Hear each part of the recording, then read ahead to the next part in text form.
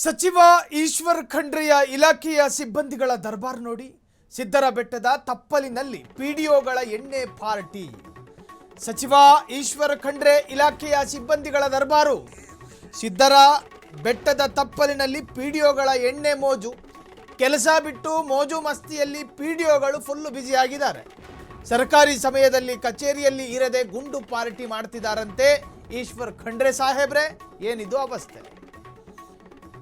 ಸ್ಥಳೀಯರು ವಿಡಿಯೋ ಮಾಡುತ್ತಿದ್ದಂತೆ ಎಣ್ಣೆ ಎಸೆದು ಪರಾರಿಯಾದರು ಈಶ್ವರ್ ಖಂಡ್ರೆಯವರ ಸಿಬ್ಬಂದಿಗಳು. ಪಾರ್ಟಿಯಲ್ಲಿ ಡಾಬಸ್ಪೇಟೆ ಪಿಡಿಒ ರವಿಶಂಕರ್ ಇದ್ರು, ಪಿಡಿಒ ದಿನೇಶ್ ಇದ್ರು, ಶಿವಗಂಗೆ ಪಿಡಿಒ ಗಿರೀಶ್, ಅಗಲಕುಪ್ಪೆ ಪಿಡಿಒ ಹರೀಶು ಇದ್ರು, ಮರಳಕುಂಟೆ ಪಿಡಿಒ ಪ್ರಶಾಂತ್ ಇದ್ರು ಸೇರಿದಂತೆ ಅನೇಕರು ಭಾಗಿಯಾಗಿದ್ದರು. ಸಿದ್ದರ ಬೆಟ್ಟದ ತಪ್ಪಲಿನಲ್ಲಿ ವಾತಾವರಣ ಬೇರೆ ಚಳಿಯಾಗಿದೆ.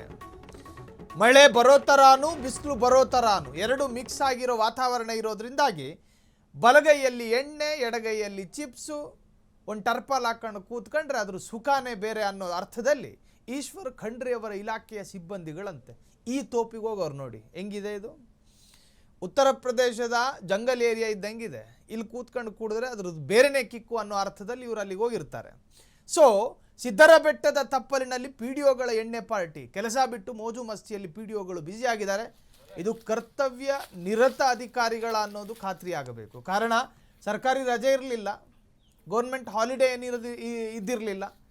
ಸೊ ಕರ್ತವ್ಯಕ್ಕೆ ಹಾಜರಾಗಬೇಕಾಗಿದ್ದಂಥ ಅಧಿಕಾರಿಗಳು ಈ ತರಹದ ಮೋಜು ಮಸ್ತಿ ಮಾಡೋದು ಎಷ್ಟು ಸರಿ?